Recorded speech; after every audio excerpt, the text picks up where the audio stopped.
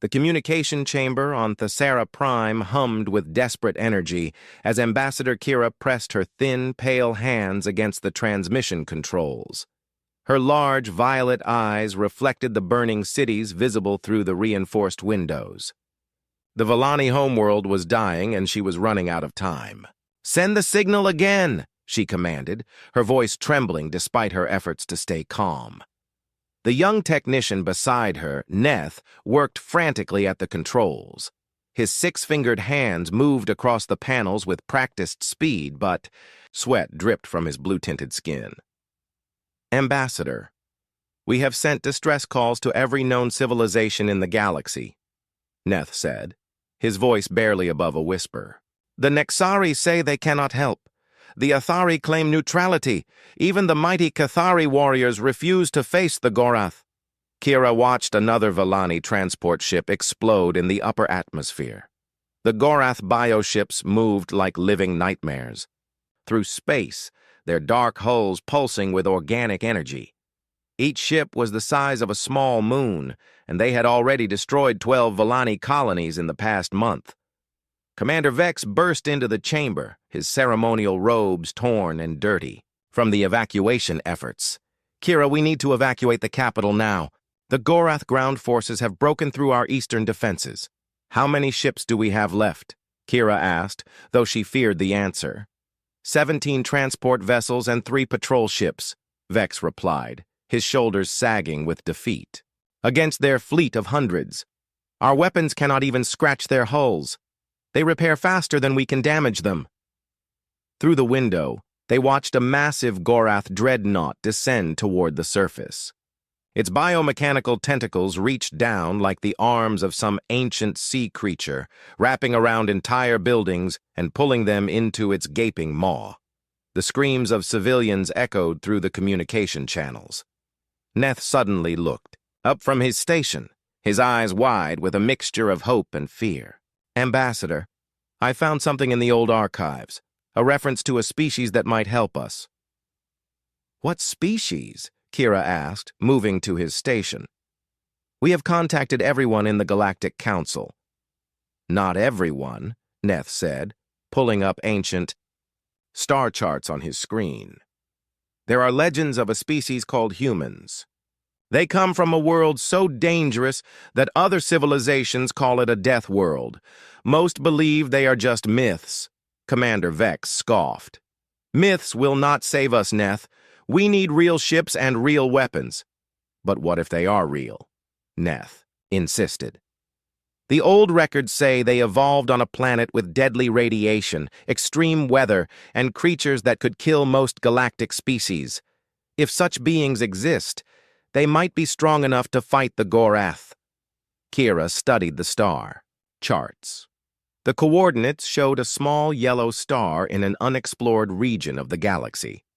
The notes described a blue-green world with impossible conditions, liquid water that fell from the sky, atmospheric pressure that would crush most beings, and gravity twice the standard for inhabited worlds. The records also mentioned that this species fights wars among themselves, Neth continued. "If they can survive constant warfare on such a deadly world, perhaps they could help us." Another explosion rocked the building as Gorath forces moved closer to the capital. Through the communication channels, they heard reports of bioships landing in the city center. The organic machines began converting captured Villani into something else. Something horrible that served the Gorath hive mind. "We have no choice," Kira said finally. "Send a message to these coordinates. Tell them about our situation. Offer them anything they want in exchange for military aid." Vex grabbed her arm. "Kira, we do not even know if they exist. And if they do, they might be as dangerous as the Gorath." "Look around us, Vex," Kira replied, gesturing toward the burning city. "Our people are being consumed by living ships. Our children are being turned into weapons. How could these humans be worse than what is already happening?" Neth worked quickly to prepare the transmission. He included everything they knew about the Gorath threat, their own location, and a desperate plea for help. The message would take weeks to reach the distant star system, assuming anyone was there to receive it. "Message sent," Neth announced, just as the building shook again. "But, Ambassador, even if they exist and decide to help, it will take months for any fleet to reach us." Through the windows, they saw Gorath ground forces entering the streets below. The creatures moved on multiple legs, their bodies a horrifying mixture of metal and flesh. They carried weapons that fired living projectiles, parasites that burrowed into their victims and took control of their nervous systems. "Then we will have to survive until they arrive," Kira said, though she knew their chances were almost zero. "Evacuate all remaining civilians to the mountain shelters. Use the old mining tunnels." Commander Vex nodded and hurried from the room to organize the retreat. Neth continued monitoring the communication channels, hoping for any response to their desperate call. But space remained silent except for the electronic screams of dying Vellani ships. Kira stood alone at the window, watching her world burn. The Gorath had appeared without warning 6 months ago, their massive bioships emerging from dark space like demons from ancient nightmares. They communicated only once, demanding complete surrender and offering only conversion into their collective consciousness. The Vellani had tried to negotiate, tried to understand what the Gorath wanted. But these creatures had no interest in diplomacy. They consumed everything: ships, planets, entire civilizations. They turned the conquered into more of themselves, creating an ever-growing fleet of living weapons. Other species in the galaxy knew about the Gorath but considered them someone else's problem. The crystalline Nexari lived in deep space and thought themselves safe. The gas-dwelling Athari hid in their nebulas. The Cathari were proud warriors, but even they admitted the Gorath were too powerful to fight. As night fell over Thesara Prime, the sky glowed red with burning cities. Gorath bioships hung in orbit like dark stars, pulsing with an alien hunger. On the surface, conversion camps processed captured Vellani into new soldiers for the hive mind. Kira touched the communication. "Controls one more time," sending their coordinates and Plea into the void toward the distant yellow star. She did not know if the humans existed or if they would care about the fate of an alien species, but with her people facing extinction, hope was all she had left. "Please," she whispered to the stars, "if you are out there, if you can hear this, we need you. Our children are dying. Our world is ending. We will give you anything, do anything, if you will just help us survive." The transmission raced through space toward Earth, carrying the desperate words of a dying civilization. In the communication chamber on Thesara Prime, Kira gathered the last of her staff and prepared to evacuate to the underground shelters. Behind them, the capital city burned as Gorath forces moved through the streets like a plague of metal and flesh. Above them, the largest Gorath dreadnought began broadcasting a message across all frequencies. The voice was cold and mechanical, speaking in perfect Vellani. "Your calls for help have been intercepted, inferior beings. No one will come. No one can save you. Submit to conversion, and your suffering will end quickly." But somewhere in the darkness of space, racing toward a small blue world orbiting a yellow star, Kira's message continued its journey. The fate of 2 civilizations now depended on whether anyone was listening in the void. Captain Marcus Reed was reviewing supply reports in his quarters aboard the exploration vessel Perseverance when the communication alert sounded. The ship floated in Jupiter's shadow, conducting routine surveys of the outer moons. Reed had been hoping for a quiet tour of duty after 3 years fighting pirates in the asteroid belt. "Captain, to the bridge," came the voice of his communications officer, Lieutenant Jake Thompson. There was something strange in Jake's tone that made Reed move faster than usual. The bridge was buzzing with activity when Reed arrived. Jake was hunched over his station, running the same signal through the computers again and again. "What do you have, Jake?" "Something impossible, sir," Jake replied, not looking up from his screens. "We received a transmission from outside the solar system. It is definitely artificial, definitely intelligent, and definitely not human." Reed felt his heart skip a beat. First contact.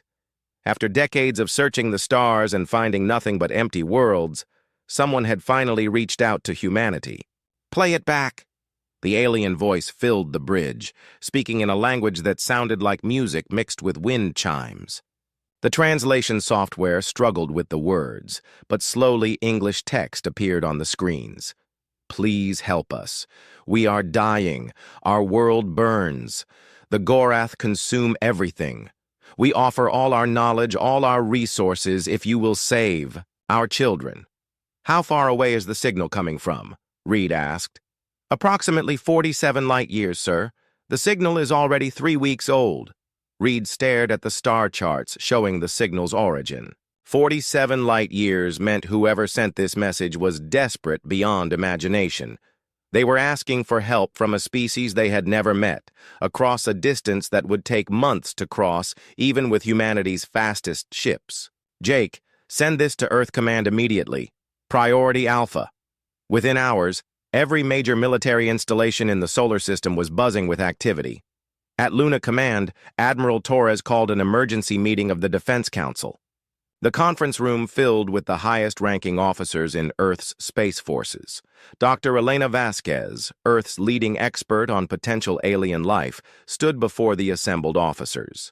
She had spent the last 6 hours analyzing every detail of the transmission. The linguistic patterns suggest a highly advanced but peaceful civilization. Their technology appears focused on medicine and agriculture rather than warfare. Intelligence. Officer Blake Harrison pulled up holographic displays showing star charts and energy readings. Long-range sensors have detected massive energy signatures in that system. Something big is happening out there, and it is not good. Admiral Torres, a woman in her 60s with gray hair and sharp eyes, studied the data. So we have peaceful. Aliens asking us to fight their war against some unknown enemy. What do we know about these Gorath? Blake's expression darkened. Based on the transmission data, they appear to be a conquering species that consumes entire civilizations. They do not negotiate, they do not trade, they just destroy and absorb everything in their path. Dr. Vasquez added more disturbing information. The aliens describe the Gorath as using living ships that can repair themselves and adapt to enemy tactics. They also mention something called conversion, where captured beings are turned into soldiers for their cause. Sounds like our worst. Nightmares about alien invasion, muttered General Brooks from the Mars Defense Force. Except we are being asked to be the cavalry. Admiral Torres walked to the large window overlooking Earth. The blue-green world turned slowly below them, peaceful and beautiful. The question is, do we risk human lives for aliens we have never met? Colonel Diana Cross, commander of the elite, Titan Marines, stood up. She was a tall woman with short black hair and scars from combat operations on Europa. Admiral, may I speak freely? Go ahead, Colonel. If these Gorath are as dangerous as described and they are expanding across the galaxy, they will eventually find us. Better to fight them now with allies than wait for them to appear in our solar system. Blake Harrison nodded grimly. Colonel Cross is right. I have been analyzing the Gorath expansion pattern based on the alien data. If they continue at their current rate, they will reach our sector within 50 years. Dr. Vasquez pulled up biological data on her screens. There is something else. The aliens describe themselves as herbivorous, with low bone density and weak immune systems. They evolved on a world with light gravity and no dangerous predators. To them, Earth would be absolutely lethal. What do you mean? Admiral Torres asked. Our gravity would crush their bones. Our bacteria would kill them in hours. Our atmospheric pressure would cause their blood vessels to burst. From their perspective, we really are Deathworlders, beings from a planet so hostile that survival there creates incredible strength and resilience. The room fell silent as everyone considered this information. Humanity had always wondered if they were alone in the universe. Now they knew they were not alone, but they might be the most dangerous species in the galaxy. Colonel Cross spoke up again. My Marines train in conditions that would kill most Earth civilians. We fight in vacuum, underwater, in acid rain, and in radiation that would cook normal people. If these aliens think Earth is deadly, imagine what they would think of my soldiers. Admiral, Torres made her decision. Colonel Cross, prepare your forces for extended deployment. Blake, I want everything you can gather about these Gorath and their capabilities. Elena, keep analyzing that transmission for any additional information. What about the fleet? Asked Admiral Chen, commander of the Space Navy. We take everything. We can spare without leaving Earth defenseless. This will be humanity's first interstellar war, people. Let us make sure it is not our last. As the meeting ended, Reed received new orders aboard the Perseverance. His exploration vessel was being converted into a command ship for the mission. Sergeant Tom Wilson, a demolitions expert from the mining colonies, reported aboard with his team. Corporal Rita Santos arrived from Mars with specialized equipment designed for hostile environments. Dr. Vasquez joined Reed's crew to serve as the alien contact specialist. Captain, I have to ask, are we sure about this? We could be flying into a situation we cannot possibly understand. Reed looked out at the stars through the bridge windows. Somewhere out there, an alien civilization was dying while asking strangers for help. Doctor, my grandfather fought in wars to protect people he never met. Maybe it is just human nature to help when someone calls for aid. The human fleet began assembling near Jupiter, 12 warships, 6 support vessels, and 2 hospital ships, modified for alien physiology. It was the largest military force humanity had ever sent beyond the solar system. But as the ships prepared to depart, long-range sensors detected something that made every officer's blood run cold. Massive energy signatures were moving toward Earth's sector from the direction of the alien distress call. The readings matched the descriptions of Gorath bioships. Admiral, Blake Harrison reported from Luna Command. It looks like the Gorath followed the transmission back to its source. They know about us now. Admiral Torres stared at the sensor data showing huge objects approaching from interstellar space. The aliens had begged for help, but in doing so, they had revealed humanity's location to their deadly enemy. Earth, now, faced the same threat that was destroying alien worlds across the galaxy. How long until those ships reach our system? Torres asked. 6 months, maybe less if they can accelerate. The Admiral looked around the command center at her officers. Earth's first contact with alien life had immediately become a fight for survival. Then we better win this war quickly, because if we fail out there, those things will be knocking on our door next. The human fleet dropped out of faster-than-light travel at the edge of the Villani system, and Captain Reed immediately knew they were too late. Through the bridge windows of the Perseverance, he could see Thesara Prime burning like a dying ember in space. Massive dark shapes moved around the planet like predators circling wounded prey.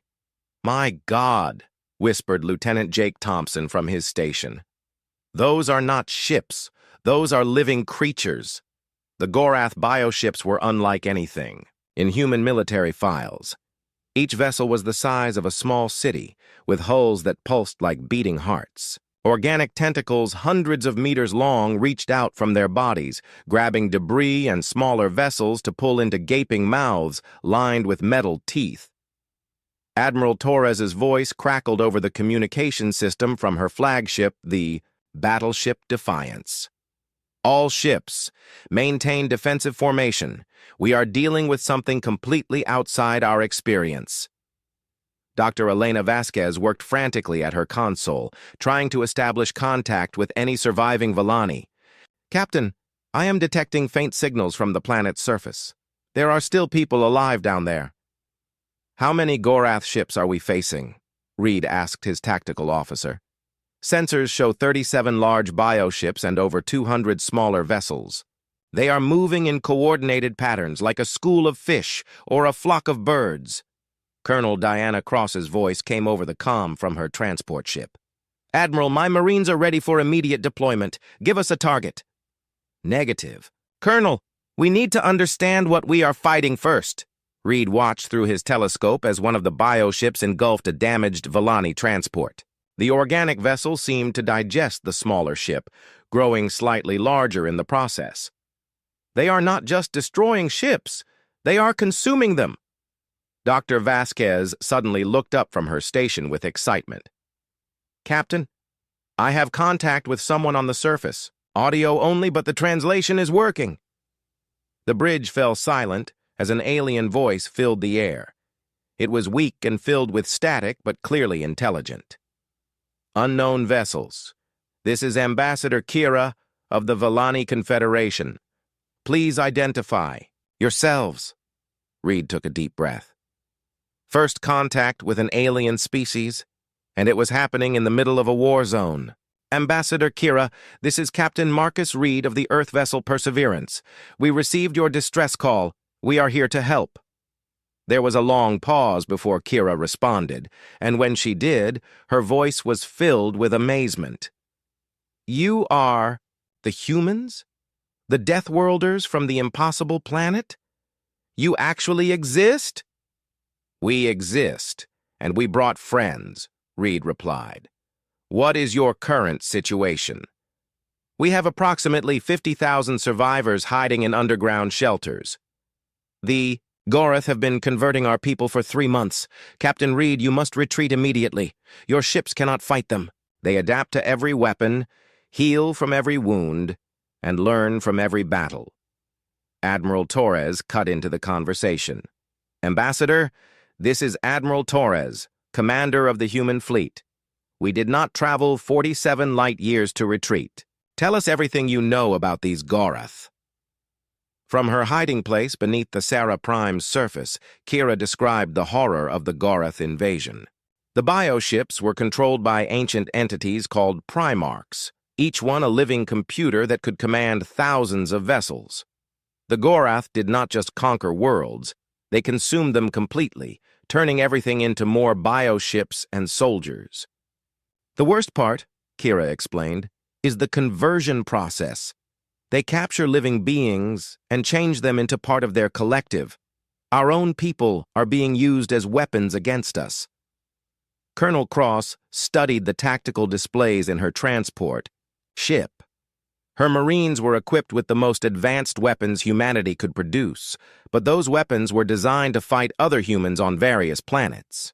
Fighting living spaceships was something entirely different. Admiral, Cross said, request permission to take a small team to the surface. We need to see these Gorath ground forces firsthand. Granted, but be careful, Colonel. We cannot afford to lose you. Cross and her team used stealth shuttles to slip through the Gorath formation and land near the Volani shelters. What they found was beyond their worst nightmares. The Gorath ground forces moved on multiple legs like giant spiders, but their bodies were mixtures of metal and flesh that defied natural law. They carried weapons that fired living bullets, parasites that burrowed into their victims and took control of their nervous systems. But Cross also noticed something important. The Gorath moved in perfect coordination like parts of a single organism. They never surprised each other, never confused their signals, but they also never adapted to unexpected tactics. Meanwhile, Dr. Vasquez managed to establish contact with a Volani scientist named Neth, who was hiding with Ambassador Kira. Dr. Vasquez, I must warn you about human physiology. By our standards, you are impossibly strong and durable. Your bone density is 5 times ours.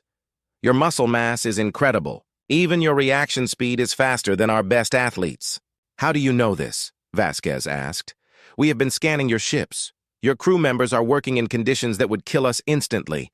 The radiation levels alone should be lethal, but you seem unaffected. Reed realized what Neth meant. Humans lived on a world where the background radiation, atmospheric pressure, and gravity were deadly to most galactic life. What seemed normal to humans was extreme to everyone else. The first battle began when a group of Gorath bioships detected the human fleet. Reed watched in horror as human weapons fire struck the alien vessels with little effect. The bioships, living hulls absorbed energy blasts and healed from physical damage within minutes. All ships, Fall back to defensive positions, Admiral Torres ordered, as human vessels took heavy damage from Gorath bioweapons that fired streams of acid and swarms of metallic parasites. But Sergeant Tom Wilson, monitoring the battle from Colonel Cross's team on the surface, noticed something crucial. "Colonel, the bioships are having trouble with our electromagnetic systems. Every time they get close to our ships, their coordination gets worse." Cross relayed this information to the fleet just as the situation became desperate. 3 human ships were being consumed by massive bioships, their crews fighting a losing battle against invading parasites. Dr. Vasquez worked with Neth to analyze the electromagnetic interference patterns. "Captain, I think Sergeant Wilson is right. The Gorath use bioelectrical signals to coordinate their actions. Our ship systems create interference they have never encountered before." "Jake, can you boost our electromagnetic output?"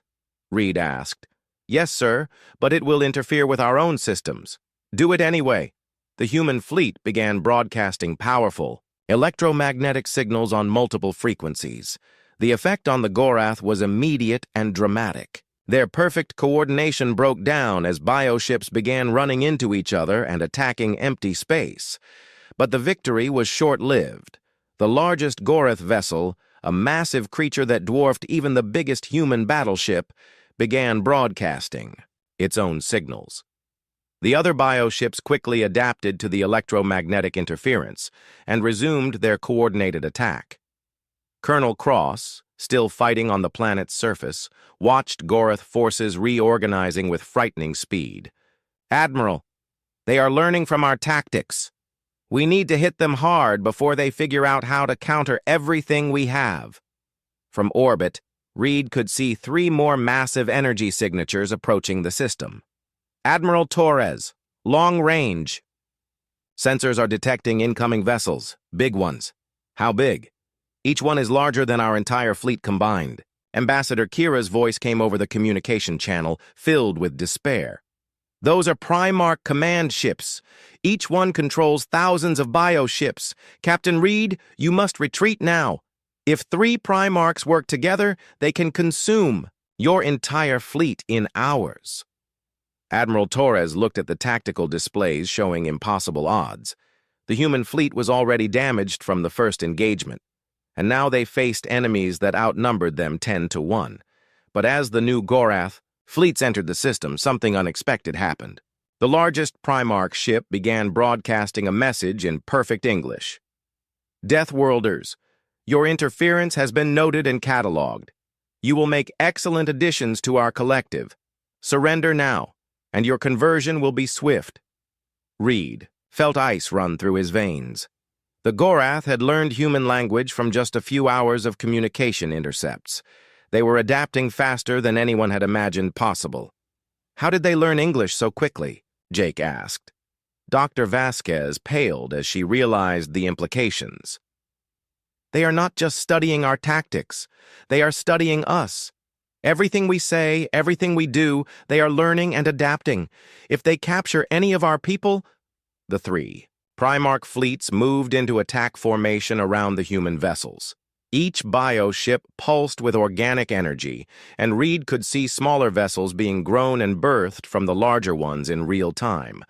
The Gorath were not just fighting with their existing forces. They were creating new weapons during the battle itself. The 3 Primarch fleets moved like a living nightmare through space, their bioships coordinating with perfect precision. Admiral Torres watched her tactical displays with growing horror as the Gorath numbers continued to increase. Every few minutes, the larger bioships birthed new vessels, adding to an already overwhelming force. "Admiral, we are outnumbered 15-1, and they keep making more ships," reported her tactical officer. "Conventional fleet tactics will not work here." Torres studied the enemy formation, her mind racing through decades of military training. But everything she knew about space combat was useless against an enemy that could heal, adapt, and reproduce during battle. Colonel Diana Cross's voice crackled over the communication system from the planet's surface. "Admiral, I have an idea, But you are not going to like it. I am listening, Colonel. We stop fighting like civilized people and start fighting like Deathworlders. On Earth, when humans are cornered, we do not fight fair. We fight dirty, unpredictably, and with everything we have. Admiral Torres understood immediately. Human. Military doctrine was based on organized, coordinated tactics developed over centuries of warfare. But the Gorath were learning and countering those tactics in real time. What do you propose? We split up and attack individually. No coordination, no formation flying, no predictable patterns. Each ship fights its own battle using whatever methods work. Make them adapt to chaos instead of order. Dr. Elena Vasquez was monitoring the conversation from the Perseverance. Colonel Cross is right. The Gorath hive mind expects organized resistance. They have conquered dozens of civilizations that fought the same way. But humans evolved on a world where individual survival was more important than group coordination. Captain Reed made a decision that went against every rule in the military handbook. Jake, break formation and take us directly into the center of their fleet. Random course changes, maximum acceleration. Sir, that is suicide. That is exactly what they will think. The human fleet scattered like leaves in a hurricane. Each ship chose its own target and attack method. The battleship Defiance rammed directly into a Gorath bioship's mouth, firing nuclear torpedoes down its throat. The cruiser Lightning used its engines to superheat asteroid debris and launched the molten rock like bullets. Captain Reed piloted the Perseverance in a spiraling dive toward a massive Primarch vessel. Elena, can you establish contact with that thing? Working on it, Captain. The effect on the Gorath was immediate and disturbing.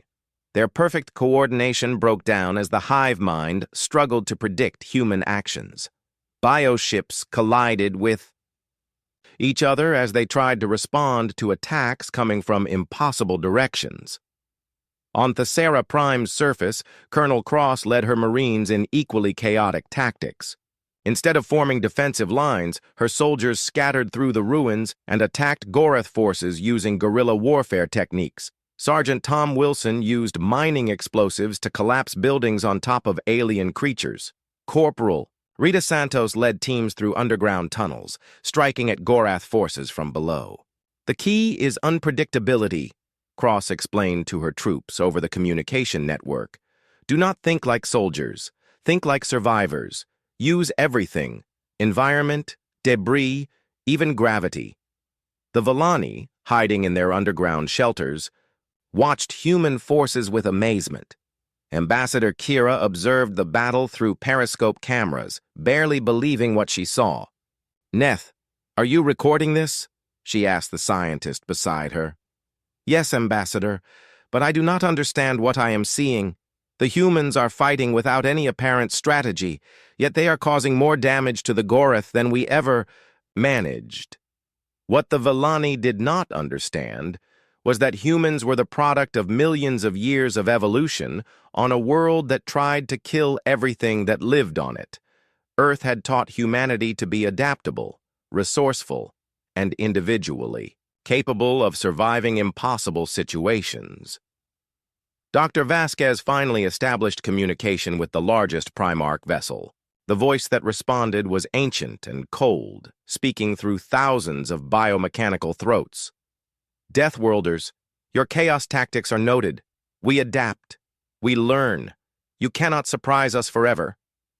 Maybe not, Reed replied. But we can try. He ordered the Perseverance to dock directly with the Primarch ship, using emergency grappling systems to attach to its organic hull. Sergeant Wilson, we need your expertise up here. Wilson and his demolitions team transferred from the surface to Reed's ship, using small shuttles that flew through the battle like angry insects. When they arrived, Wilson studied the Primarch vessel's structure with professional interest. Captain, this thing is not just a ship. It is a living creature the size of a city. But like any creature, it has vital organs. Can you find them? Give me some time and a lot of explosives. While Wilson worked, the battle around them continued to rage. Human ships fought with desperate creativity, using everything from cargo, containers as weapons to ramming attacks with escape pods. The randomness of human tactics was slowly overwhelming the Gorath's ability to adapt.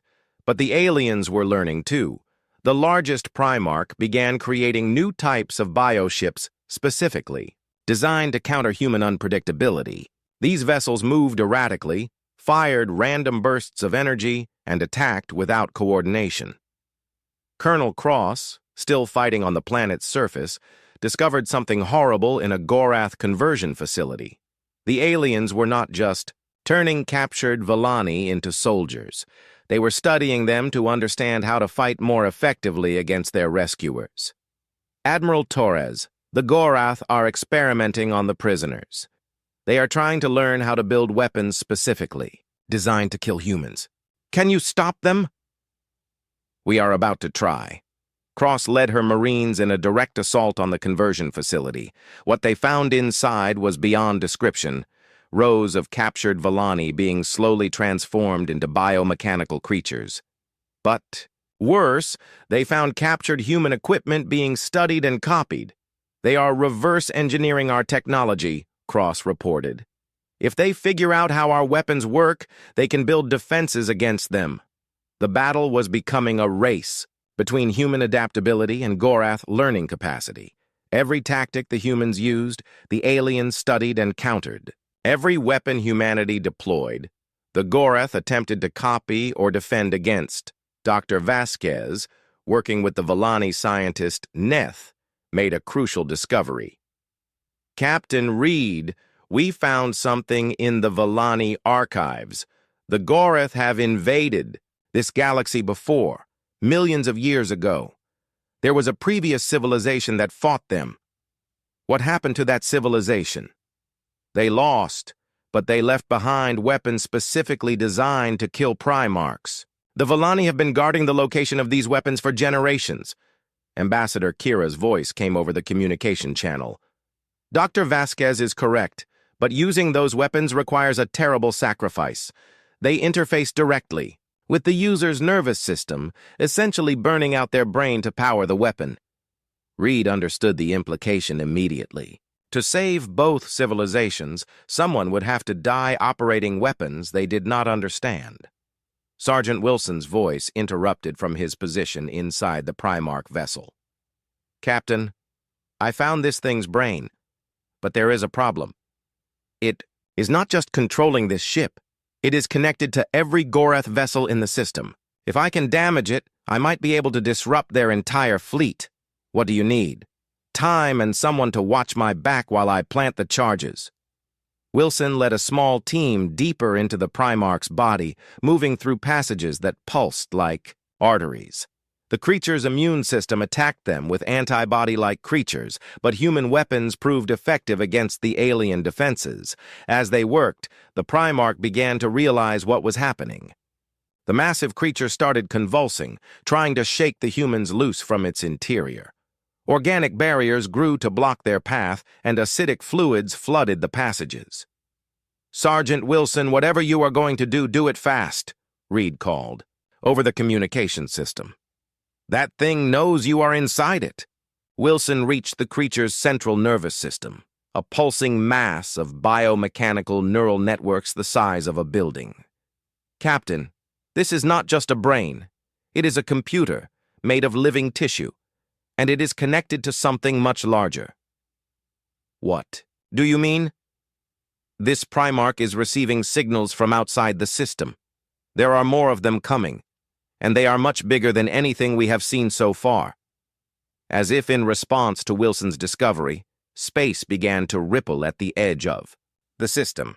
Massive shapes were emerging from faster-than-light travel, ships so large they blocked out the stars. The reinforcements the Primarch had called for were arriving. Wilson looked at his explosives and then at the alien brains surrounding him. Colonel Cross, it has been an honor serving with you. Captain Reed, tell my family I died protecting Earth. Sergeant, wait. But Wilson had already triggered his charges. The explosion tore through the Primarch's brain, sending electromagnetic pulses throughout its body. The massive creature's death scream echoed across space as every Gorath vessel in the system suddenly stopped moving. The reinforcements arriving at the edge of the system paused as they received the death signal of their coordinator. For the first time since the battle began, the Gorath fleet was confused and leaderless. But Reed knew this advantage would not last long. The new arrivals were already beginning to coordinate with the remaining Primarchs. Humanity had won a battle, but the war was far from over. The death of the first Primarch sent shockwaves through the Gorath fleet. But the victory celebration was short-lived. The massive reinforcements emerging from dark space were unlike anything humanity had encountered before. These were the Eternal Fleet, Primarchs that had been consuming galaxies for millions of years. Captain Reed watched the sensor readings with growing dread. "Elena, how many ships are we looking at?" Dr. Vasquez's hands trembled as she worked her console. "Over 3,000 vessels, Captain. The largest ones are the size of small moons. If those things reach Earth, they will not reach Earth." Admiral Torres's voice cut through the communication channel. "All ships, prepare for final engagement. We end this here, one way or another." Ambassador Kira's voice crackled from the planet's surface, filled with both hope and desperation. "Humans, the ancient weapons I mentioned are hidden in a vault beneath our primary city, but I must warn you again, using them will kill whoever operates them." Colonel Diana Cross, still leading Marines through the ruins of Thessera Prime, studied the vault's location on her tactical display. "Ambassador, what exactly are these weapons?" The previous galactic civilization called them Primarch Killers. They were designed specifically to destroy the Gorath's central nervous systems, but they interface directly with the user's brain to target and fire. The process is fatal. Dr. Vasquez worked frantically to analyze the incoming Eternal Fleet. "Captain, I am detecting something horrible. These ancient Primarchs are not just controlling bioships, they are bioships. Each one has consumed so many worlds that they have become living planets." The largest of the Eternal Fleet was beyond comprehension, a creature that had once been a world itself, now moving through space with the mass of a small moon. Its surface was covered in cities made of bone and metal, breathing holes that could swallow entire fleets and weapon systems grown from the remains of 1,000 dead civilizations. "How do we fight something like that?" Lieutenant Jake Thompson asked from his station aboard the Perseverance. "We do not fight it," Reed replied, grimly. "We kill it." Colonel Cross reached the weapon vault beneath the Thessera Prime's ruins. The Villani had built their capital city around the ancient site, guarding it for generations without fully understanding what they protected. The vault door was made of some indestructible material that had survived millions of years. "Neth, how? Do we open this thing?" Cross asked the Villani scientist who had accompanied her team. "It requires a genetic scan from both our species," Neth replied. "The ancient civilization designed it to only open when two different species worked together." Cross placed her hand on one scanner while Neth used another. The vault door dissolved like morning mist, revealing a chamber filled with weapons that defied human understanding. They were sleek, organic-looking devices that seemed to be part machine and part living tissue. "Colonel Cross, you need to get those weapons to the fleet immediately," Admiral Torres ordered. "The Eternal Fleet is moving toward Earth's coordinates. If we do not stop them here, they will reach our home system in 6 months." Cross and her Marines loaded the ancient weapons onto shuttles and launched toward the human fleet. During the flight, Dr. Vasquez studied the devices with growing amazement and horror. "These weapons are incredible," she reported. "They appear to be quantum entanglement devices that can target specific neural patterns across vast distances, but the power requirements would literally burn out a human brain." "How long would the operator survive?" Reed asked. "Minutes at most, but in those minutes, they could destroy every Primarch in the system." Captain Reed studied the tactical situation. The Eternal Fleet was positioning itself for a final assault that would overwhelm the damaged human fleet. Even with the ancient weapon, someone would have to sacrifice their life to save both civilizations. "I will do it," Reed announced. "As fleet commander, it is my responsibility." "Negative, Captain," Colonel Cross interrupted. "My Marines are trained for suicide missions. This is what we do." But Dr. Vasquez had discovered something else in the weapon specifications. Wait, there might be another way. These devices were designed for the previous galactic civilization, not for humans. Our neural patterns are completely different.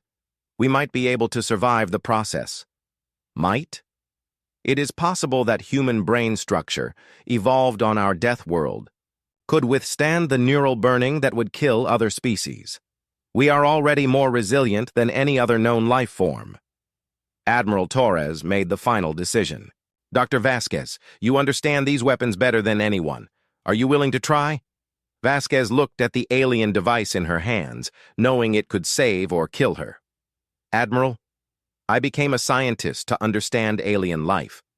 I never expected alien life to depend on understanding me." The human fleet formed a protective circle around Dr. Vasquez as she prepared to use the ancient weapon.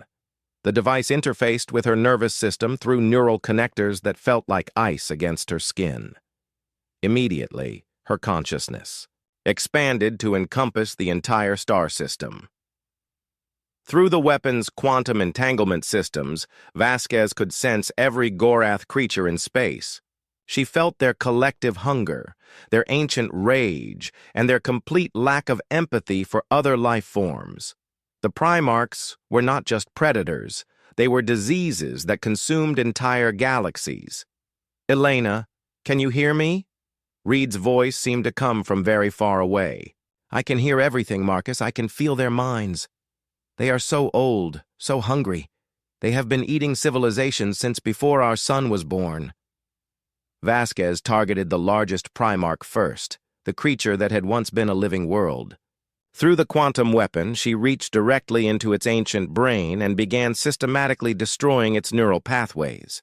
The creature's death scream echoed across space as it convulsed and died, its massive body breaking apart into debris. One by one, she killed the remaining Primarchs. Each death required enormous mental effort, and she felt her own mind burning under the strain. But her human brain, evolved through millions of years of surviving on a death world, proved more resilient than the weapon's creators had imagined. The Eternal Fleet, suddenly leaderless, began to break apart, without the Primarchs to coordinate. The bioships reverted to basic survival instincts. Some fled toward deep space, others simply stopped moving and died. The greatest threat the galaxy had ever known was finally ending. But Vasquez was not finished. Through the weapon's connection, she detected something else, more Primarchs in distant galaxies, still consuming worlds and growing stronger. With her remaining strength, she sent a message to every inhabited world in the galaxy. "This is Dr. Elena Vasquez of Earth. The Gorath threat is ended, but there are others like them in distant galaxies. If you want to survive in this universe, you need to learn what we learned. You need to become strong." She transmitted Earth's coordinates along with the message, but not as a target, as an invitation. "Come to the death world. Learn from us. Learn to survive." The weapon finally burned out and Vasquez collapsed. But she was alive, her human brain having survived what should have been a fatal process. Captain Reed caught her as she fell, her eyes still glowing with residual energy from the ancient device. "Did we win?" she whispered. Reed looked around at the debris field that had once been the Eternal Fleet. In the distance, the Sarah Prime still burned, but its people were safe. "We won, Elena. We all won." The aftermath of the battle changed everything. Word of humanity's victory spread throughout the galaxy, carried by the few Gorath survivors who fled to distant stars. The peaceful Villani became humanity's first allies, sharing their medical knowledge in exchange for protection. Other species began arriving at Earth's solar system, not as invaders but as students. Ambassador Kira established the first alien embassy on Luna, working with human leaders to create a new galactic alliance. Your species did something we thought impossible, she told the Earth Defense Council. You taught predators to be afraid. The crystalline Nexari came to study human engineering. The gas-dwelling Athari wanted to learn human adaptability. Even the proud Cathari warriors arrived seeking to understand how humans had defeated enemies they considered unbeatable. Colonel Cross established training facilities on Mars where alien species could learn to survive in hostile conditions.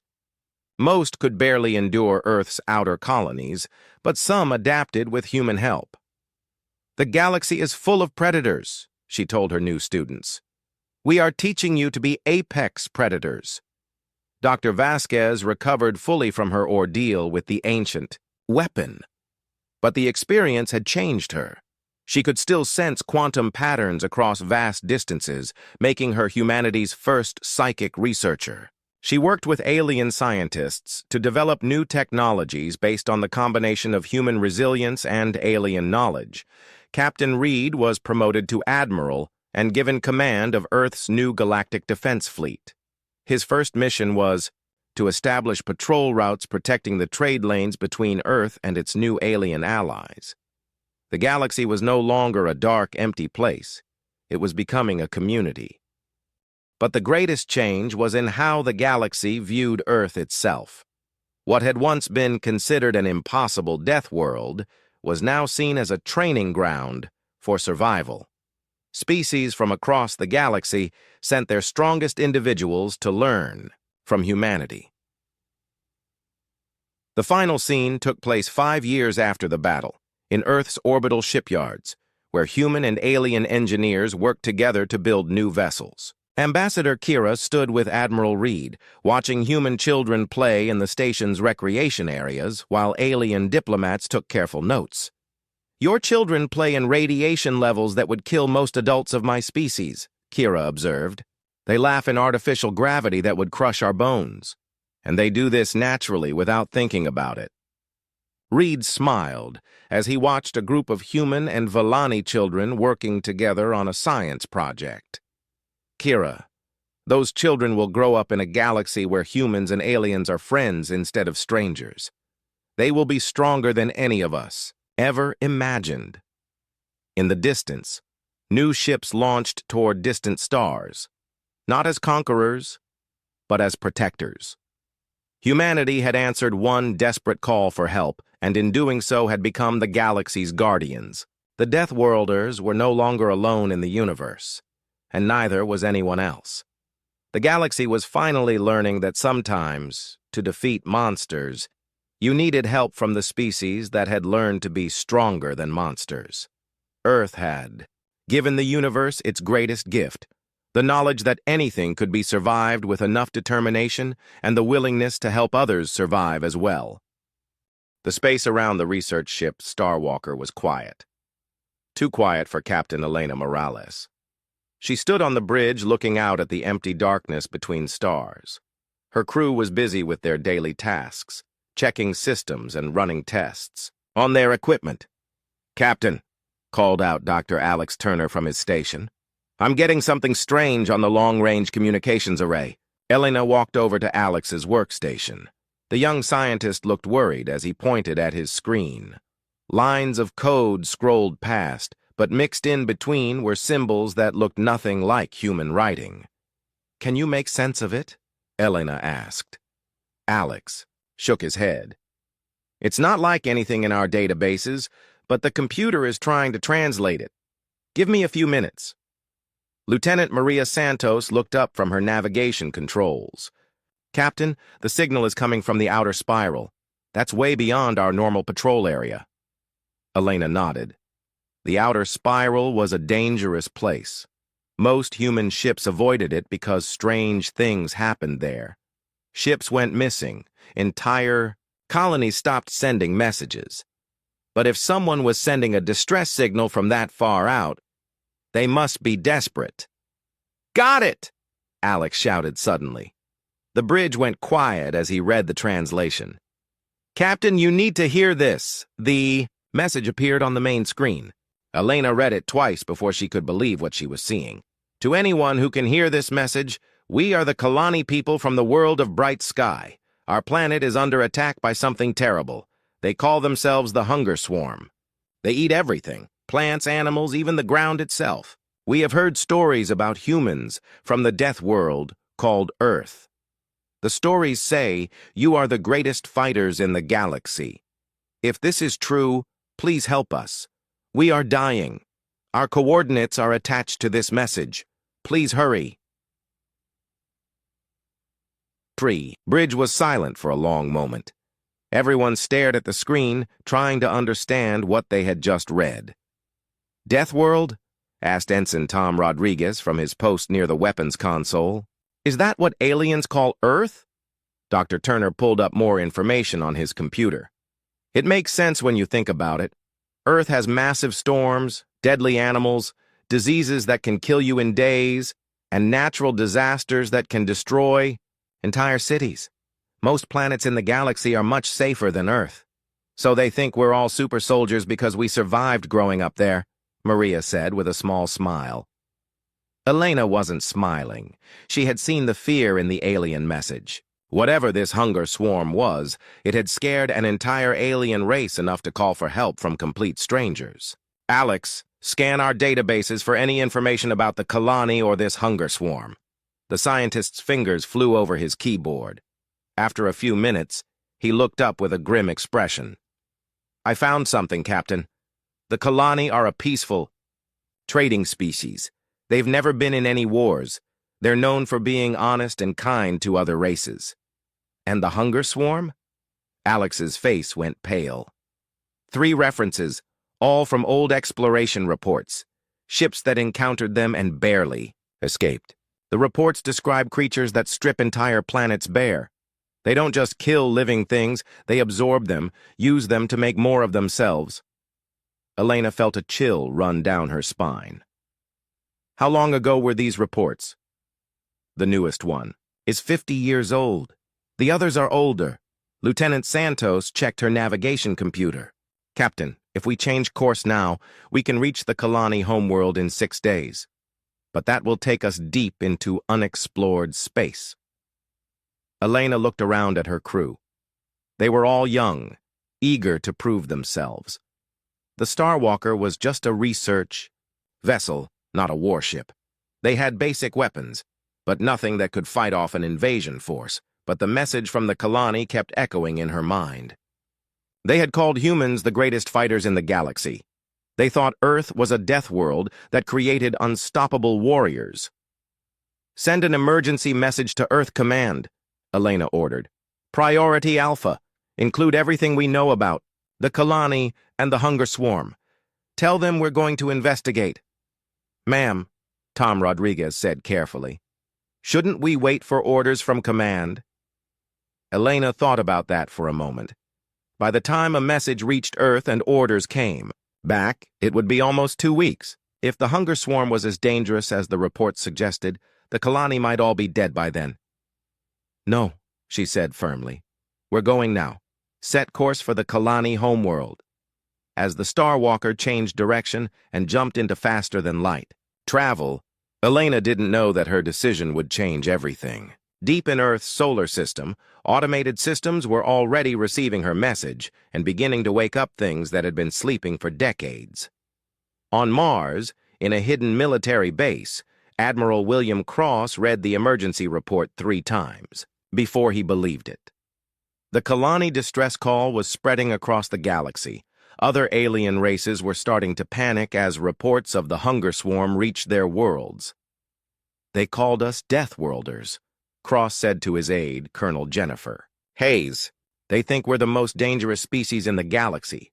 Colonel Hayes nodded. The psychological profile reports have been saying this for years, sir. Most alien species come from worlds that are much safer than Earth. They see our planet as impossibly hostile. To them, any species that could evolve on Earth must be incredibly tough and aggressive. Admiral Cross walked to his office window and looked out at the red Martian landscape. In the distance, he could see the massive shipyards, where humanity's most advanced warships were built, ships that were designed to fight wars that hadn't happened yet. Maybe they're right, he said quietly. Maybe it is time to show the galaxy what Earth's children can really do. He turned back to Colonel Hayes. Activate the Deep Fleet Protocol. I want every available ship ready to move within 24 hours. Sir, the Deep Fleet Protocol hasn't been used since the colonial wars. Are you sure? Admiral Cross thought about the Kalani message, a peaceful species calling for help from people they had never met, people they knew only through scary stories. But they were desperate enough to risk contacting the Deathworlders because they had no other choice. I'm sure. Also, send a message to the Special Weapons Division. Tell them to prepare the Prometheus packages. Colonel Hayes went pale. Sir, those weapons are classified beyond top secret. They've never been tested in real combat. Then I guess we're about to find out if they work. As orders went out across the solar system, humanity began to mobilize for war. On Earth, recruits rushed to enlistment centers. On the Moon, factories that had been quiet for years roared back to life. In the asteroid belt, mining ships were quickly converted into weapons platforms. The aliens had called for help from the Death World. They were about to get more help than they had ever imagined possible, but they were also about to learn that humans were far more dangerous than any story had ever described. In deep space, the Star Walker raced toward an alien world under siege, carrying the hope that Earth's reputation might be enough to scare off the invaders. Captain Elena Morales had no idea that she had just started the largest military mobilization in human history. The galaxy was about to meet the real children of the Death World, and nothing would ever be the same. Captain Elena Morales felt the Star Walker drop out of faster-than-light travel with a violent shudder. Through the main view screen, she could see the Kalani homeworld of bright sky in the distance. But something was terribly wrong. The planet, that should have been covered in blue oceans and green continents, looked sick. Large sections of the surface were completely black, as if something had burned away all life. Strange ships moved around the planet like hungry insects, too far away to see clearly, but obviously not Kalani in design. My God, whispered Dr. Alex Turner from his station. What happened here? Lieutenant Maria Santos checked her sensors and turned pale. Captain, I'm reading massive bioships around the planet. They're huge. Each one is bigger than our largest space stations. Elena tried to contact the planet's surface, but only static came through the communication system. Finally, a weak signal broke through the interference. Human ship. This is Emergency Command Center 7, came a voice that sounded scared and tired. Please identify yourself. This is Captain Elena Morales of the Earth research vessel Star. Walker, we received your distress call. What's your situation? There was a long pause before the alien voice responded. Captain Morales, I am Defense Coordinator Crix of the Kalani Defense Force. Thank the stars you came. But I must warn you, retreat immediately. The hunger swarm is too powerful. They have been feeding on our world for 8 days now. Elena looked at the devastation on the planet below. 8 days, and they had already destroyed huge sections of an entire world. Coordinator Crix, we're here to help. What can you tell us about these creatures? They are not like anything we have ever seen. They consume organic matter and use it to create more of themselves. Every plant, every animal they touch becomes part of their swarm. Our weapons cannot stop them. They adapt too quickly. Dr. Turner was scanning the area around the planet with every sensor the ship had. Captain, I'm detecting massive energy signatures from those bioships. But there's something else. I'm picking up traces of Earth Fleet transponder codes. Elena spun around. What? That's impossible. We're the only Earth ship in this sector. Not anymore, Turner said, his voice full of amazement. Captain, you need to see this. On the main screen, space began to shimmer and twist. Then, like ghosts becoming solid, ships began to appear. Dozens of them at first, then hundreds. Elena had never seen so many Earth ships in one place. At the center of the fleet was a massive dreadnought that Elena recognized from news reports, the Titan's Fury, flagship of Admiral William Cross. But around it were ships she had never seen before. Sleek black vessels that seemed to absorb light, and strange angular craft that looked more like weapons than ships. "This is Admiral Cross to all vessels," came a voice over the communication system. "Earth fleet has arrived. All civilian. Ships maintain safe distance while we assess the situation." Elena opened a channel to the Admiral. "Admiral Cross, this is Captain Morales of the research vessel Starwalker. We've been in contact with the Kalani survivors." "Good work, Captain. Your emergency signal gave us the coordinates we needed. Now please move your ship to a safe distance. We're about to show these creatures why the galaxy calls us Deathworlders." Elena wanted to stay and help, but she knew her small research ship would only get in the way. As the Starwalker moved back, she watched the Earth fleet spread out around the planet.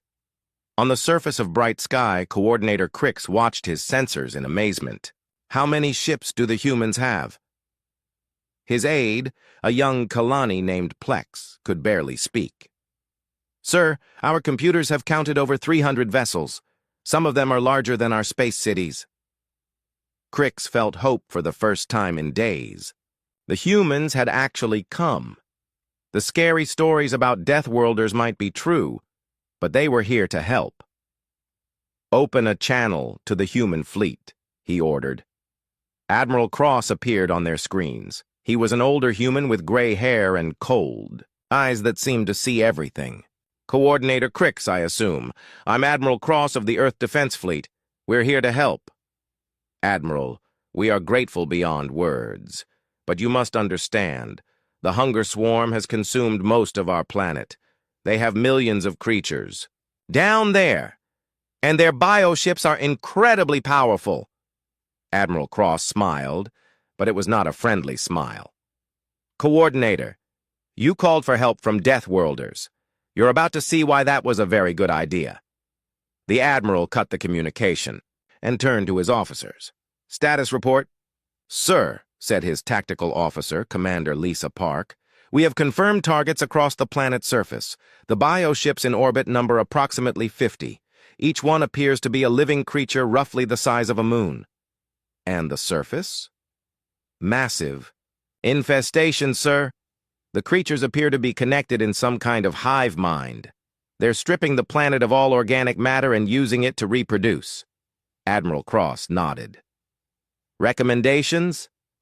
"Standard orbital bombardment won't work, sir. These creatures can adapt to energy weapons very quickly. We need something they've never seen before."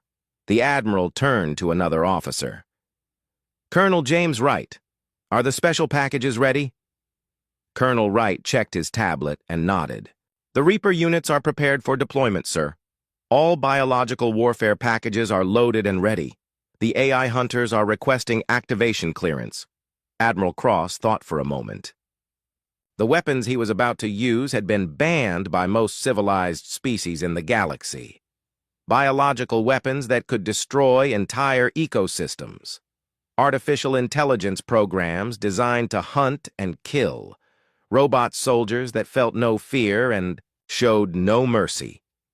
But as he looked at the devastated planet below, he made his decision. Deploy Reaper units to the surface. Activate the AI hunters. Authorization, Cross Alpha 77. Across the fleet, landing pods began launching toward the planet. Each pod contained a Reaper unit, a human soldier in advanced power armor with weapons that could level buildings. But more importantly, each Reaper was backed up by an AI system that could calculate the best way to kill any enemy in seconds. The first pods hit the surface near a massive hunger swarm feeding ground. The aliens had never seen anything like what emerged from those pods. Sergeant Mike Rodriguez kicked open his pod door and immediately started firing. His plasma rifle punched holes through hunger swarm creatures that had never been hurt by energy weapons before. But it wasn't just the weapons. It was the way he moved, the way he thought. Rodriguez had grown up in Mexico City, where he learned to fight in streets filled with criminals and gangs. He had served in 3 different wars before joining the Reaper program. To him, this was just another day at the office. The hunger swarm creatures tried to adapt to his weapons, but Rodriguez switched tactics faster than they could respond. Plasma rifle, then grenades, then a chainsaw attachment that could cut through their armor, then back to the rifle loaded with different ammunition. Reaper 7 to Fleet Command, he reported while cutting through a group of enemies. These bugs are tough, but they're not that smart. They keep trying the same attacks over and over. Around the planet, similar scenes played out as Reaper units engaged the hunger swarm, but the real surprise came from orbit. Admiral Cross had released the AI Hunters, artificial intelligence programs that existed only to find and destroy enemy targets. They didn't have physical bodies, but they could take control of any computer system they encountered. The hunger swarm bioships found their own nervous systems turning against them as the AI hunters invaded their biological computers. Ships that had been coordinating perfectly suddenly started firing on each other or simply shutting down completely. On the surface, Coordinator Crix watched in amazement as the tide of battle turned. The humans fought like nothing he had ever seen. They were fast, smart, and completely ruthless. But more than that, they fought like they enjoyed it. "Sir," said Plex, "the humans are actually winning. How is that possible?" Crix didn't answer immediately. He was watching a human soldier single-handedly destroy a hunger swarm breeding center that had taken his people weeks to build. The human moved through the aliens like a force of nature, unstoppable and terrifying. "Maybe the stories were true," Crix said quietly. "Maybe Earth really is a death world, and maybe humans really are the most dangerous species in the galaxy." The victory on Bright Sky lasted exactly 12 hours. Admiral William Cross stood in the command center of the Titan's Fury, watching sensor readings that made his blood run cold. What they had fought on the Kalani homeworld wasn't the real hunger swarm. It had been just a small part of something much bigger and much more terrifying.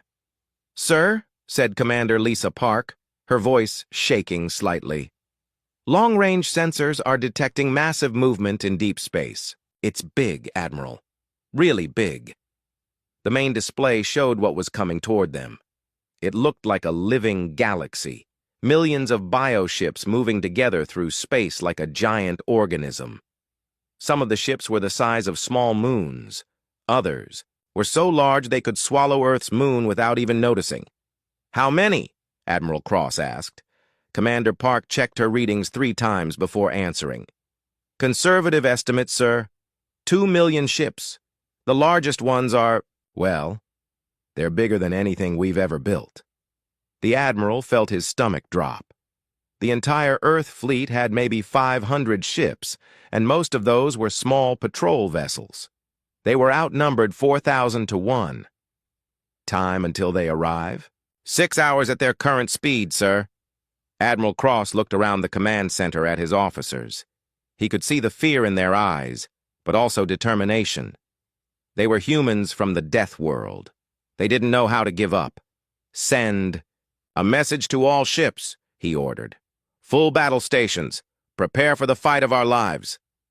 On the planet's surface, Sergeant Mike Rodriguez was helping evacuate Kalani civilians when his communication system crackled to life. "All Reaper units, this is Admiral Cross. We have a situation." Rodriguez paused in his work of moving wounded aliens to safety. "What kind of situation, sir?" "The kind where we're about to face 2 million enemy ships with 500 of our own." Rodriguez looked at the Kalani family he was helping, a father carrying his injured daughter while his wife supported their son. They looked at him with hope in their eyes, trusting that the humans would protect them. "Understood, sir. What are your orders?" "Hold your positions and protect as many civilians as possible. This is going to get very bad very quickly." Rodriguez cut the communication and turned to his squad. "You heard the man. We're staying. Anyone have a problem with that?" Corporal Sandra Kim checked her weapon and shook her head.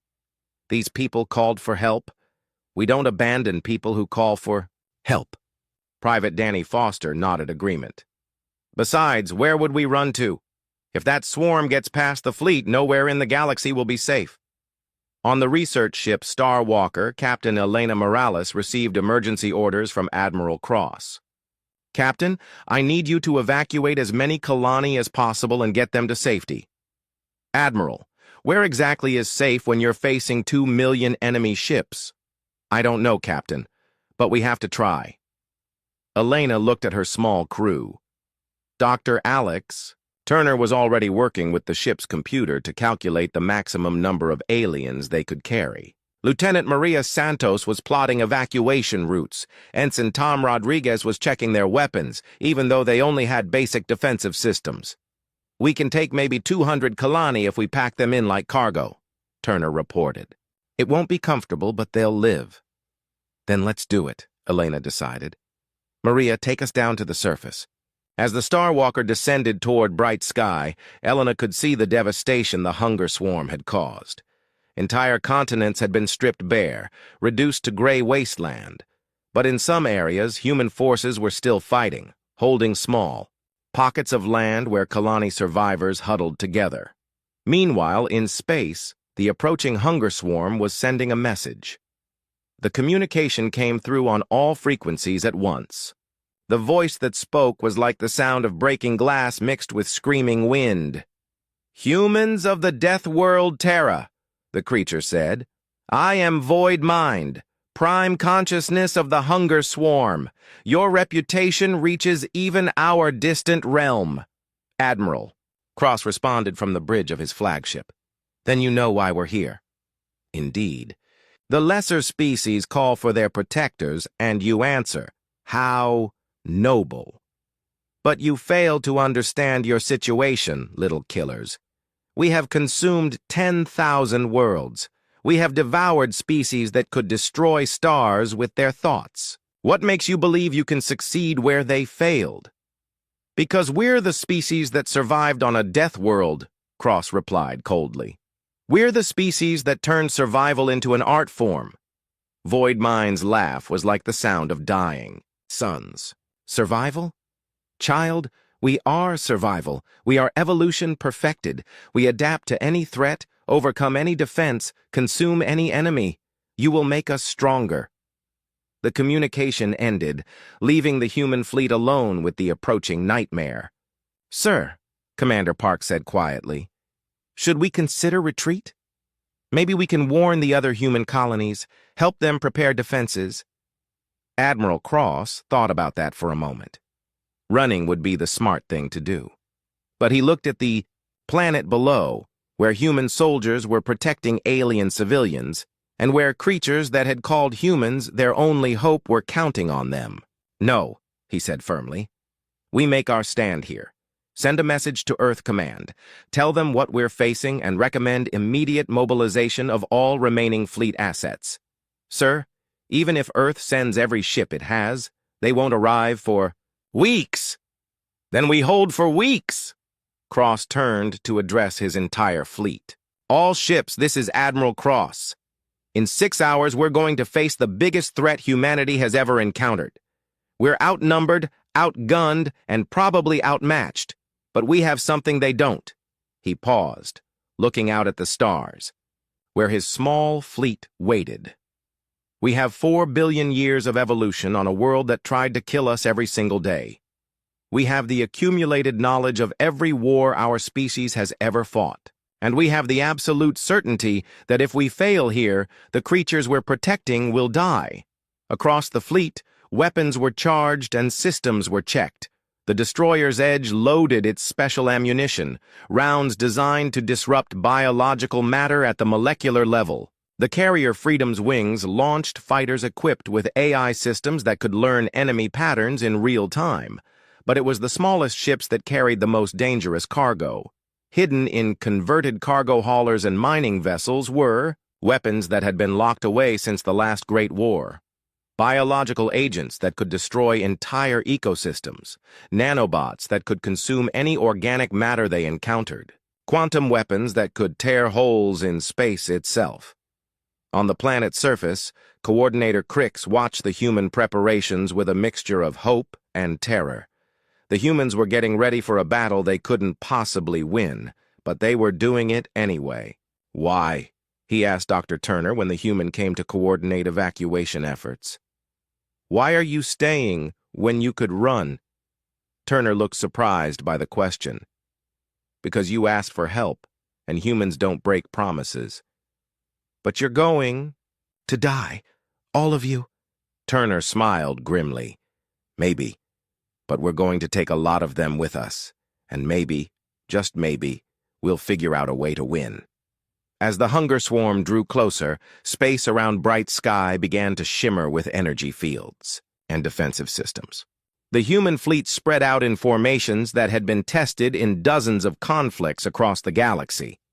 Admiral Cross stood on his bridge, watching the approaching enemy and thinking about Earth, about the blue oceans and green continents of home, about the billions of humans who would never know about this battle if his fleet lost. "1 hour until contact," Commander Park reported. "All ships, prepare for engagement. Today we find out if the Deathworlders are as dangerous as the stories say." In the distance, the hunger swarm came on like a wave of living darkness, ready to consume another world. But for the first time in their existence, they were about to encounter a species that had been bred by their own planet to be survivors.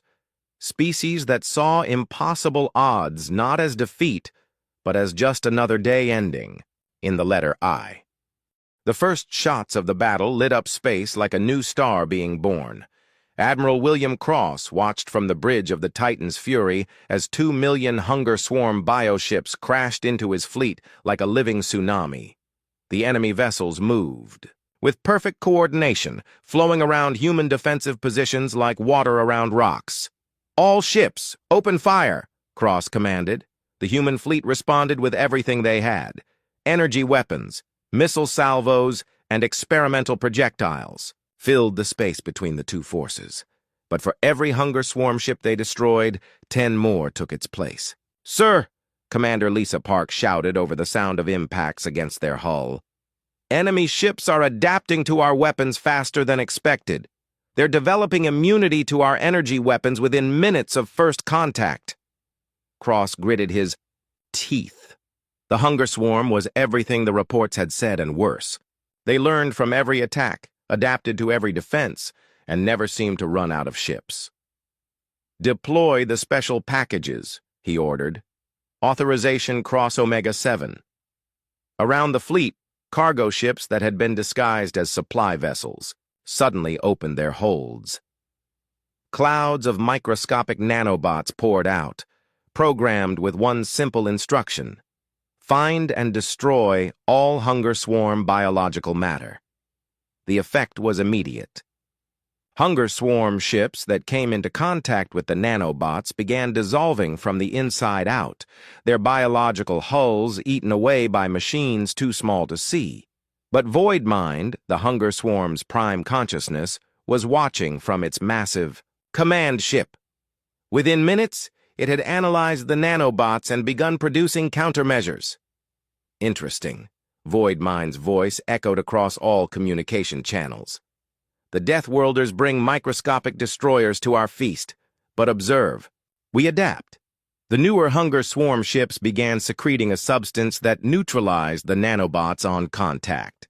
Worse, they started producing their own microscopic weapons, biological viruses designed to attack human technology.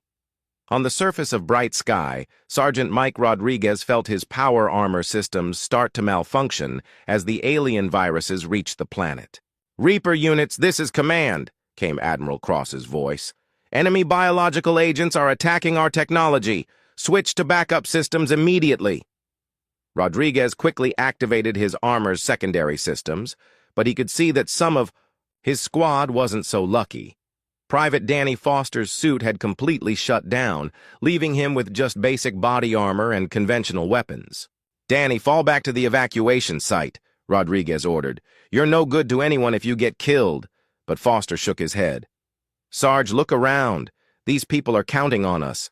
I'm not abandoning them because my fancy armor stopped working. Rodriguez looked at the Kalani civilians they were protecting. Families huddled together in makeshift shelters, watching the battle in the sky with terrified eyes. Children who had never seen war clinging to parents who couldn't protect them. All right, he decided. We do this the old-fashioned way. Conventional weapons, manual targeting, and pure human stubbornness. In space, the battle was turning against the humans. Despite their advanced weapons and superior training, they were simply outnumbered too badly. For every hunger swarm ship they destroyed, 5 more took its place. Admiral, Commander Park said urgently, we've lost the Steel Thunder and the Night's Edge. The Freedom's Wings is reporting critical damage to all systems. Admiral Cross watched another of his ships explode in a ball of plasma. They had been fighting for 3 hours, and his fleet was being destroyed piece by piece. Sir, perhaps we should consider... Park began. No retreat, Cross said firmly. Send a message to all ships.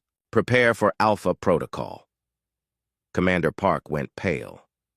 Alpha Protocol was the most dangerous tactic in human military doctrine. It meant ramming enemy ships at full speed, turning every human vessel into a guided missile. Sir, that's a suicide. Order. Sometimes that's what it takes. Cross looked at the tactical display showing the overwhelming enemy forces. But before we do that, activate the Prometheus device. Park's hands froze over her controls. The Prometheus device was the most classified weapon in human space. It was a prototype that had never been tested in combat, designed by scientists who weren't entirely sure it would work. Sir, the Prometheus device is completely untested. The theoretical energy output could destroy everything in this system, including us, Cross finished.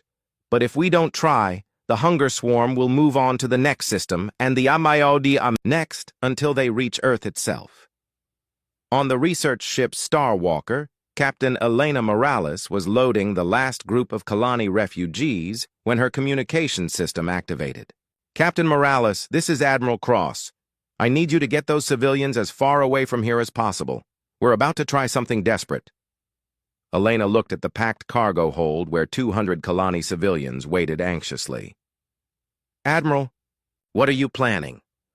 Something that might save the galaxy or might destroy this entire system. Either way, you need to be gone in the next 10 minutes. Elena didn't hesitate. We'll be out of here in 5. Good luck, Admiral. As the Starwalker jumped to faster-than-light speed, carrying its precious cargo of survivors, the human fleet prepared for its final gambit.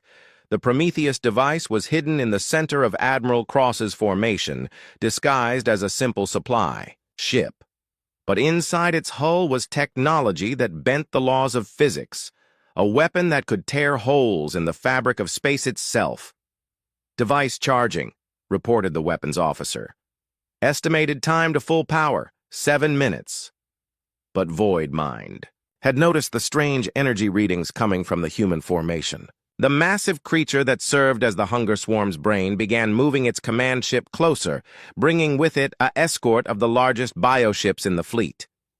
Deathworlders, Void Mind's voice boomed across space. You prepare some final desperation. We sense the energy building in your formation. Whatever weapon you plan to use, it will not save you. Admiral Cross opened a channel to respond. You're right about one thing. This is desperate, but you made one mistake. And what is that, little killer? You assumed we were trying to save ourselves. Cross cut the communication and turned to his weapons officer. Fire the moment the Kia device reaches full charge. The last minutes of the battle were the most intense yet. Hunger swarm ships pressed closer to the human formation, determined to stop whatever the humans were planning. Human ships fought back with everything they had, buying time for the Prometheus device to reach full power. The Titan's fury shuddered under repeated impacts as Void Mind's command ship focused its attention on the flagship.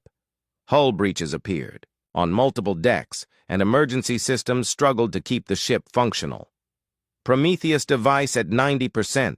the weapons officer reported.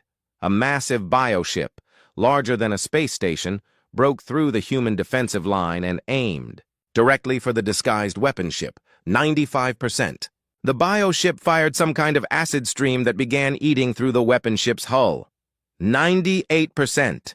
Admiral Cross watched the weapon ship's hull begin to buckle under the alien attack. If the Prometheus device was destroyed before, it could fire. The human fleet would be finished. All ships, protect that weapon at all costs, he ordered. Human vessels threw themselves between the attacking bioships and the Prometheus device, sacrificing themselves to buy a few more seconds. 100%! Device ready to fire! Fire! What happened next would be remembered for as long as humans existed. The Prometheus device didn't just explode, it tore a hole in reality itself. Space twisted and folded, creating a wound in the universe that pulled everything nearby into nothingness. Void Mind's massive command ship, along with half the Hunger Swarm fleet, simply ceased to exist. Not destroyed, not vaporized. They were erased from reality as if they had never been. The remaining Hunger Swarm ships, faced with a weapon that made no sense to their understanding of the universe, broke formation and fled into deep space. But the victory came with a terrible price. The weapon's effects were spreading, threatening to consume the entire system. "All ships, emergency retreat," Admiral Cross ordered. "Get clear of the expanding field." As the surviving human ships fled the dying system, they left behind something that had never existed before. A permanent scar in space itself, a reminder of what humans were willing to do to protect innocent life. The Hunger Swarm was defeated, but the galaxy would never forget the cost of victory. 3 days after the battle, the surviving human fleet floated in empty space near the edge of what had once been the Bright Sky system. Where a star and several planets had existed, there was now only a sphere of absolute darkness, a wound in space itself that seemed to absorb light and matter. Admiral William Cross stood in the medical bay of the Titan's Fury, watching doctors treat wounded sailors. His fleet had started with 500 ships. Now he had less than 50 functional vessels remaining. The cost of victory had been higher than anyone had imagined. "Admiral," Commander Lisa Park approached with a data tablet. "Final casualty. Reports, sir." Cross took the tablet but didn't look at it immediately. He wasn't ready to see the numbers yet. "What about the Kalani survivors?" "Captain Morales reports 200 civilians safely evacuated to the Terran colony at New Geneva.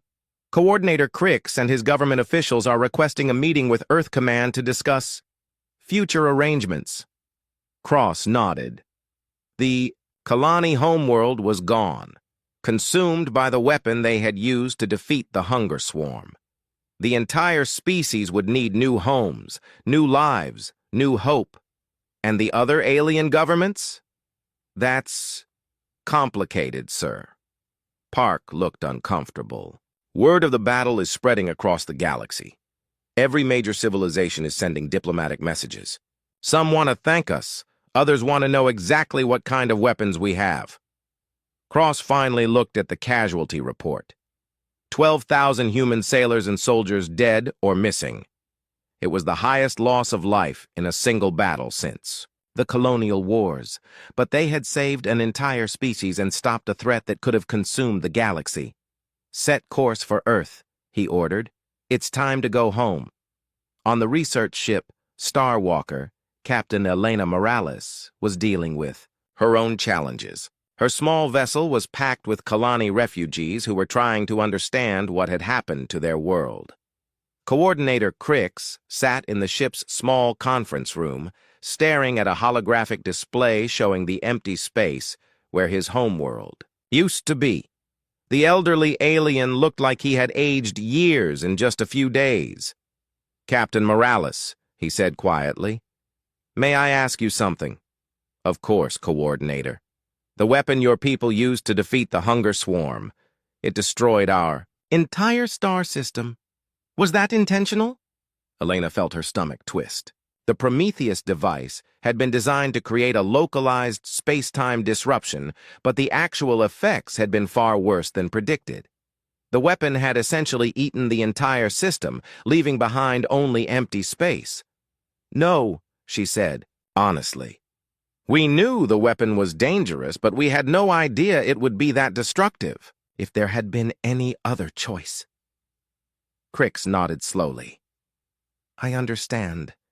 You faced an impossible decision. Save the galaxy and destroy our world, or let the hunger swarm consume everything."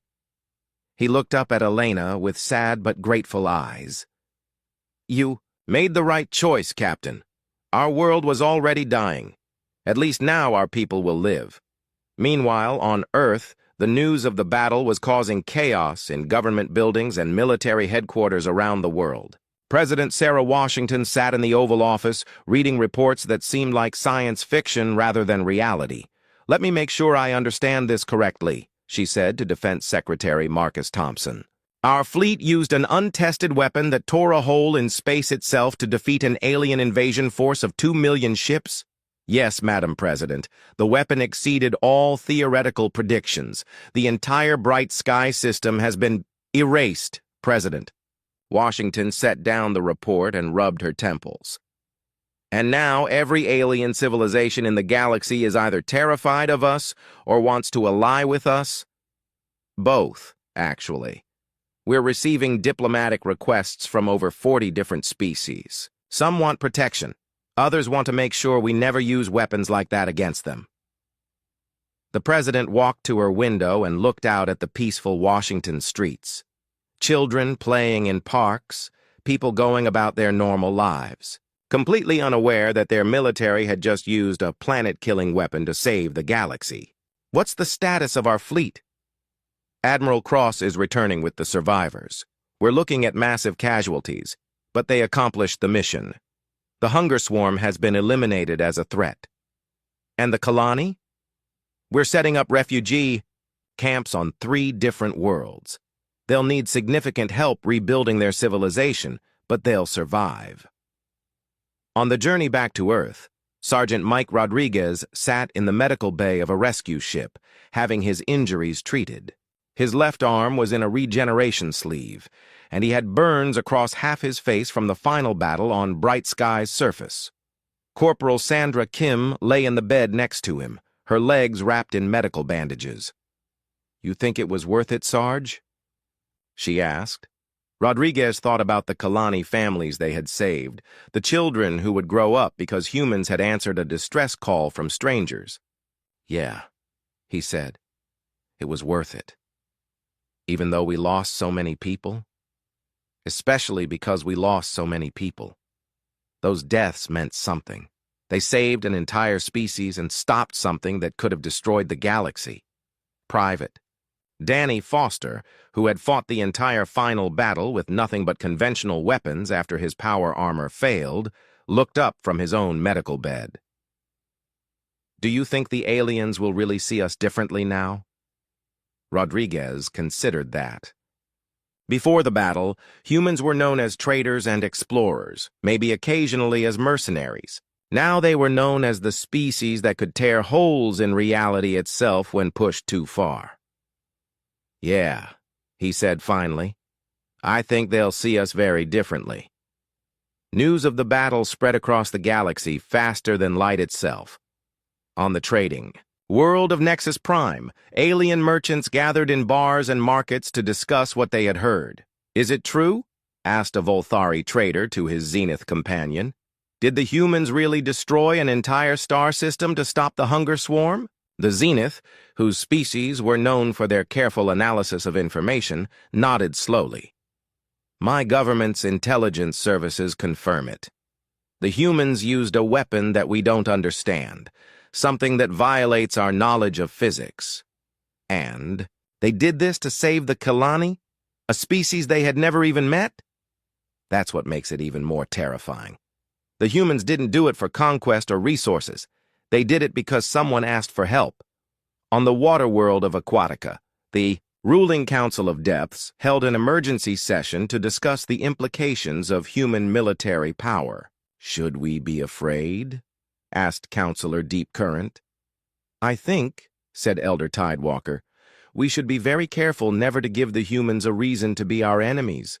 But more than that, we should remember that when the Kalani called for help, the humans answered, even though it cost them greatly. You think we can trust them? I think we can trust them to do exactly what they did for the Kalani. If we ever face a threat we cannot handle alone, the humans will come, and they will pay whatever price is necessary to help." Back on Earth, Admiral Cross finally made it home to his small apartment overlooking San Francisco Bay.